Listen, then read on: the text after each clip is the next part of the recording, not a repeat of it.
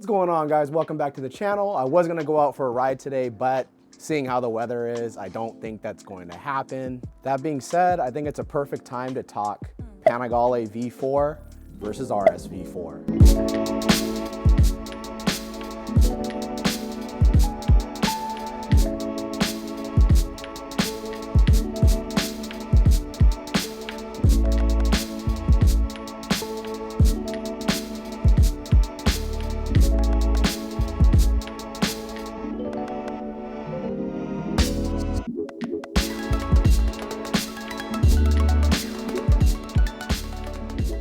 So first things first, let's do some cold starts. Let's start with the quieter of the two, 2023 Panigale V4 with Terminoni slip-ons and an up map.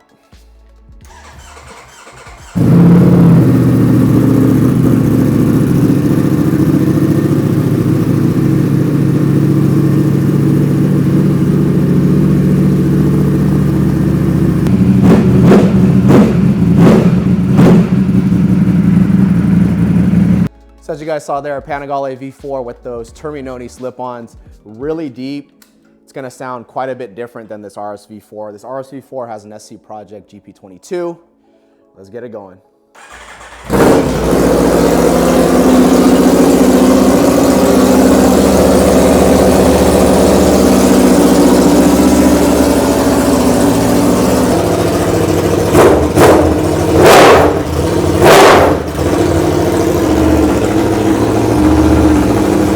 So both the Panigale V4 and Aprilia RSV4 are 2023 models. I bought the RSV4 in January of 2024, and I bought the Panigale V4 in June, July of 2024. Since then, I put about 1,700 miles on the RSV4, and I put about 1,300 miles, 1,300 miles on the Panigale V4. So by far, the question I get the most is which one of these bikes is more comfortable? Kind of makes sense, kind of doesn't. Yes, they are both race bikes, but the fact of the matter is these bikes generally don't end up on track. If they do, it's gonna be a couple times a year, maybe once a month. That being said, generally going to be street biased. After all, I mean, these bikes have turn signals, lights, tail lights. The RSV4 even has cruise control. So their primary purpose, generally speaking, is a street application. Now, like anything, in some ways, the Panigale V4 is more comfortable. In other ways, the RSV4 is more comfortable. Overall, though, at least for me, the RSV4 is the more comfortable of the two, and I'll tell you why.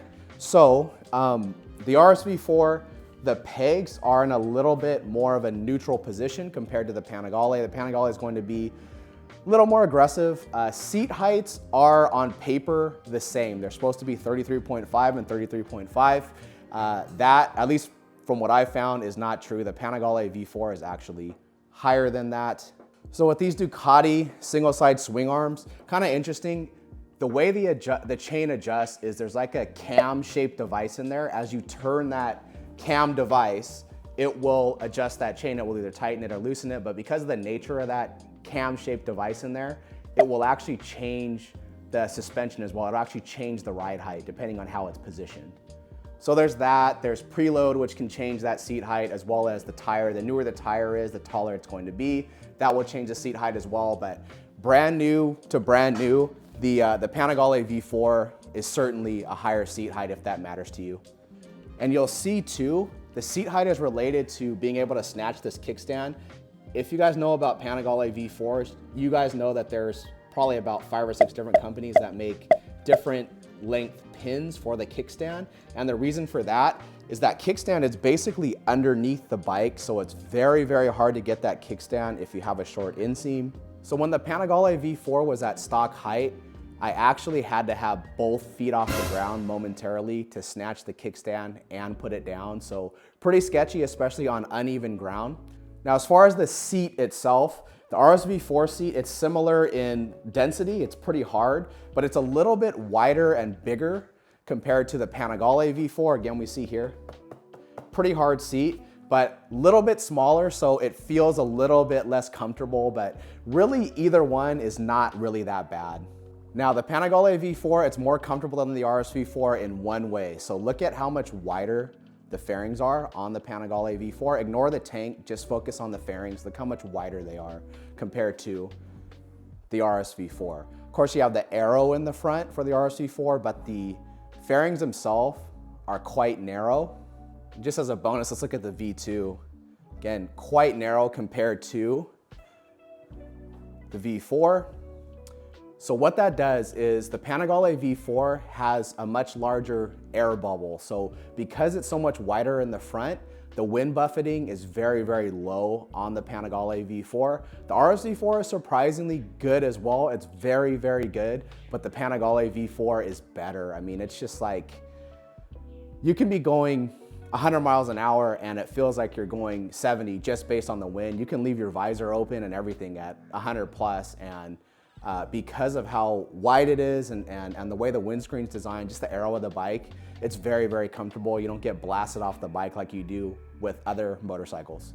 When you see it in person, it'll seem even wider, but I mean, look at how thick all the fairings are. Even the frame itself is quite thick, but look at how big this is compared to the Aprilia, where yes, you have this aero, but I mean, air is coming through here, right? If you look this way, I mean, the frame is so much narrower, and that wideness on the V4, that really protects you from the wind. Some people, wind doesn't bother them. Wind buffeting is just not a big deal. They don't care, that's fine. But if it is a big deal for you, if you do care about that, on longer rides, it does bother me quite a bit. So the V4 does win in that aspect. Game changer on the RSV4 though is the cruise control. I'm gonna activate it. There it is there. So I'll admit, at first I thought cruise control on one of these types of bikes was kind of silly, kind of like having seat heaters in a GT3 RS or something like that. It just seemed kind of silly, but now that I have it, I'll have to admit, I really like having cruise control. It's really a game changer. It allows me to ride the RSV4 for very long amounts of time because I can relax that right wrist. And in fact, the RSV4, it's so smooth, it's so planted that often on the freeway when I'm just cruising, if I need to travel out of town for work and stuff like that, I actually end up just letting go of the handlebars completely, leaving it in cruise control and just cruising at 75, 80, 85, something like that. And it's very, very comfortable to do that. Before I forget, if you haven't already, hit the like, hit the subscribe, leave a comment below. It costs you guys nothing to do that, and it helps me out quite a bit. People ask a lot, what about the heat? So Panigale V4 does get much hotter than the RSV4. When I ride my Panigale, I always notice the heat. Basically, the only time that I haven't is last week. I took the Panigale V4 to work and it was like 37 degrees outside. The little ice warning, I didn't even know Panigale V4s had this, but they have a little icy road or icy conditions warning that comes up on the dash. That was basically the only time I didn't notice the heat on the V4. The RSV4, it gets hot as well, like pretty much any leader bike, horsepower makes heat, but it's not near as bad. And honestly, I don't know why Panigales are so bad. The RSV4, similar horsepower, similar exhaust routing, similar engine layout. And again, it's hot, but it's nothing like the Panigale V4. So if you live in a warmer climate where you're normally riding in 80+ degree weather, the Panigale V4, the heat is a consideration. When you take the catalytic converter off, change the exhaust, flash it, it does help noticeably with the heat, but it still gets pretty hot. So if comfort is your primary concern, then the Aprilia is the way to go. It rides a little bit smoother too. Of course, you know, adjusting the suspension and rider weight, that all makes a big difference as well. But the RSV4, it's a little more planted. It doesn't respond as well as the Panigale, but the Panigale, it does ride a little bit rougher. I just get fatigued quicker on the V4. Let's talk about the meat and potatoes here, the engine. When you look at the specifications on paper, you'd think they'd be pretty similar.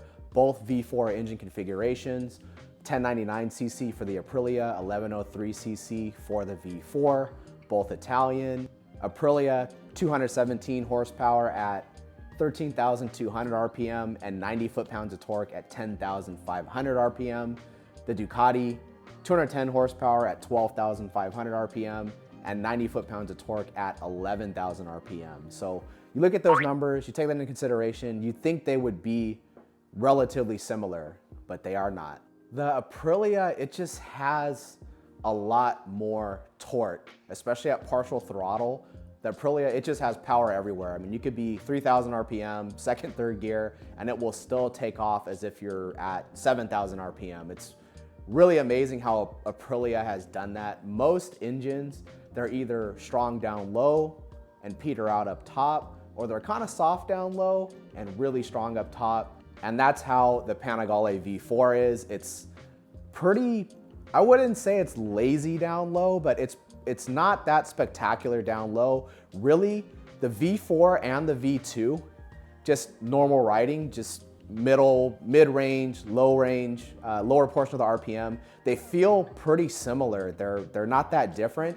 The Panigale V4, it comes on very strong up top, but the amazing thing about the V4 is the power band is very linear. The power comes on smooth. It's very predictable. Sometimes, I'll be honest, on this V4, it's easy to forget that it's a 200 horsepower superbike. It's just the way that the power ramps in, it's very smooth. You know when it's going to come online, and when it does come online, it's not a sudden surge of power. It's just, it feels very, very refined. Whereas the Aprilia, not that it's not refined, not that it's not smooth, I'm not saying that. The power, it's just brutal everywhere, and that power never drops off. The Aprilia, it just reminds me of driving a modern muscle car. If you've ever drove something with a Chevrolet LS7 in it, especially if it has some modifications here and there, you know those engines make power everywhere, all the way to redline, all the way to 7,500, 8,000 RPM even, depending on how the valve train's set up and stuff like that. But that is what the Aprilia is like. Power everywhere, just brutal, just a fearsome engine. The Panigale V4, that 1103cc Ducati engine, it reminds me of driving a exotic car before turbos, like a 458 or something like that, where kind of lackluster down low, really not much for you down there, but the power starts ramping in, kind of in that mid-range, and really comes online up top all the way to 9,000 RPM. That's what the Panigale V4 reminds me of. It's very smooth. It's hard to explain how precise and how linear that power comes on for these Panigale V4s. Let's talk about quality. The Ducati quality is much better than the Aprilia. It does cost more, so it should be better. That's to be expected. The Aprilia, even though it's the same model year as the Panigale, it feels like a much older bike. So for example, it's got cable clutch. It has this really huge frame. I mean, now it's kind of covered up with this decal kit, but huge frame, huge swing arm. The fasteners that they use are terrible. I don't know why Aprilia insists on doing this, but these bikes, they've got various Allen key sizes, various Torx bit sizes. They use Phillips. It's really ridiculous how Aprilia does that. They also have these really crappy, it's like a brass nut with a rubber bushing around it. Well, that bushing, since it's rubber, it basically only lasts a few times. You can only take that on and off a few times before that nut will just spin. I don't know why Aprilia does that. I hate those. Ducati, the fastener quality is much better, and they pretty much use Allen keys throughout the whole bike. They're just a little bit different sizes here and there, but generally they use Allens, whereas Aprilia just kind of uses whatever they have. And just stuff like this. I mean, like, look at how, why did they have to, look at how long that is there.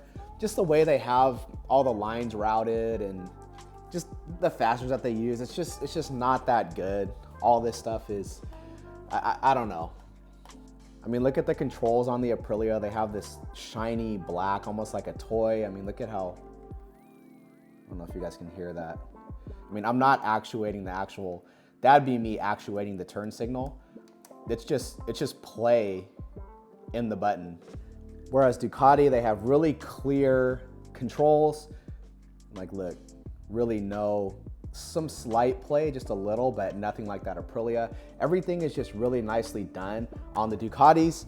Little things like dumb stuff, the kickstand, they try to hide the return spring.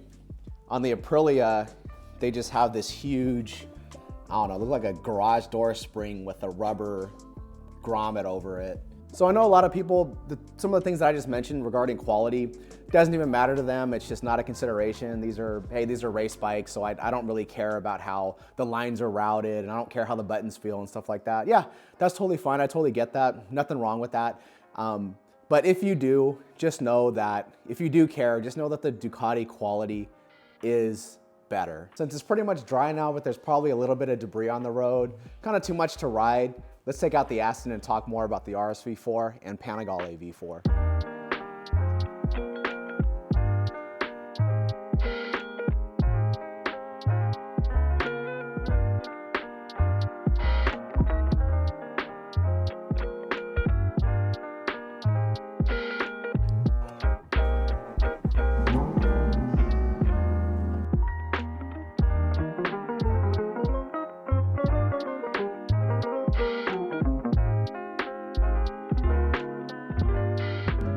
So let's talk about part availability and part cost. With Ducati, the part cost is more. It's not way more than Aprilia. Aprilia parts are definitely not inexpensive. They're up there as well. But the problem with Aprilia, and really the real difference, is the part availability. So for example, when I first bought my RSV4, it came with a damaged winglet. Dealership, being like any good dealership, they said, hey, yeah, no problem. No questions asked, we're gonna get you a new winglet. We'll order it for you right now.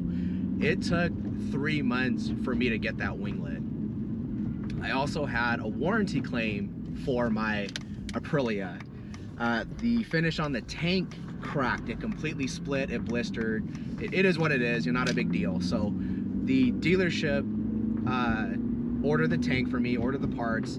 It took 2.5 months to get that tank. So I'm not saying that Ducati parts are just always available and then they're never back ordered. They definitely are. But the back order, at least in my experience, has not been near as bad for Ducati. My Panigale V4, it actually had a recall on it. The recall needed the front brake reservoir bracket to be ordered. That part was back ordered through Ducati, but it took less than a month to get that part in.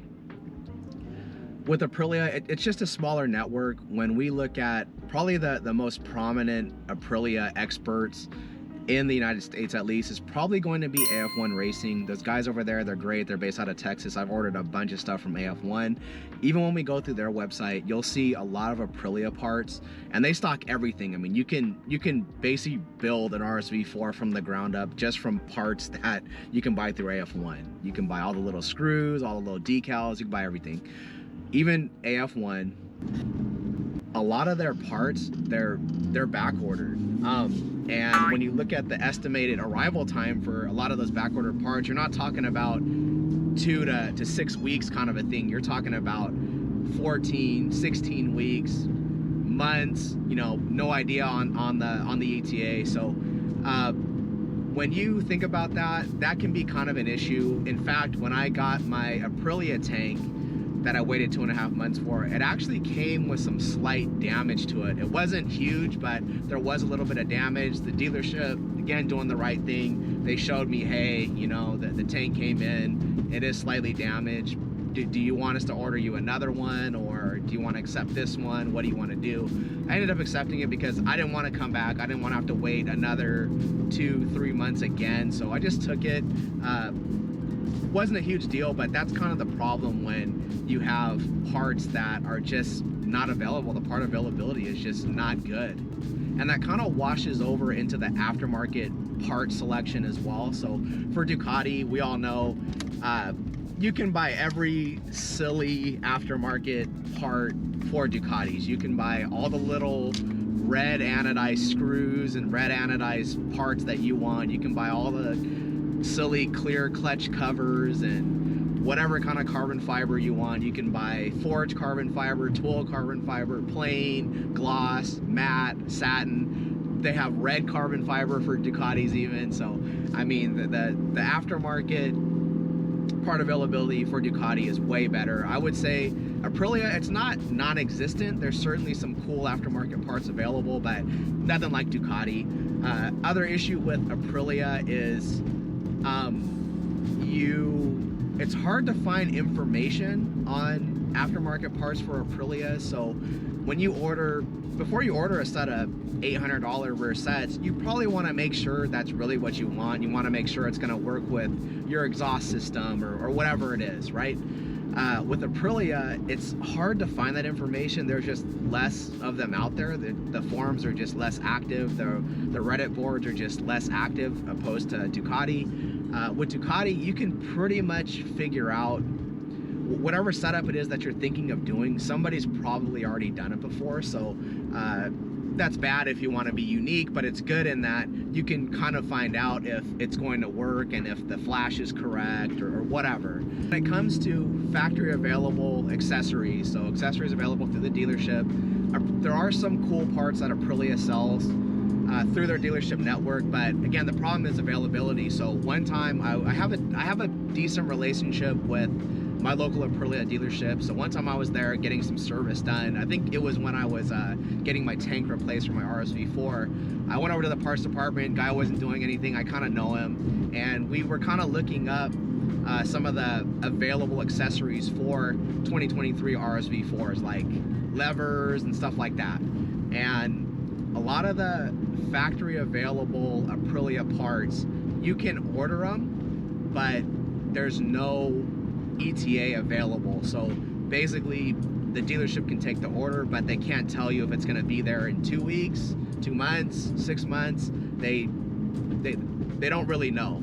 And what the parts guy told me was another problem with Aprilia accessories is they'll just kind of change it. They'll keep the same part number, but they'll update the part. They'll change the part. On the other hand, when you look at Ducati, especially when you go into a standalone Ducati dealership, what do you see? You see Rizoma parts everywhere, even those silly aluminum fluid reservoirs. You see tank pads, you see carbon fiber, you see Akrapovic exhaust, you see everything, wheels even. So just more available. I'm not saying that you'll never experience a back order with Ducati, but the availability is just much better. When it comes to Aprilia, I've been to quite a few Aprilia dealerships.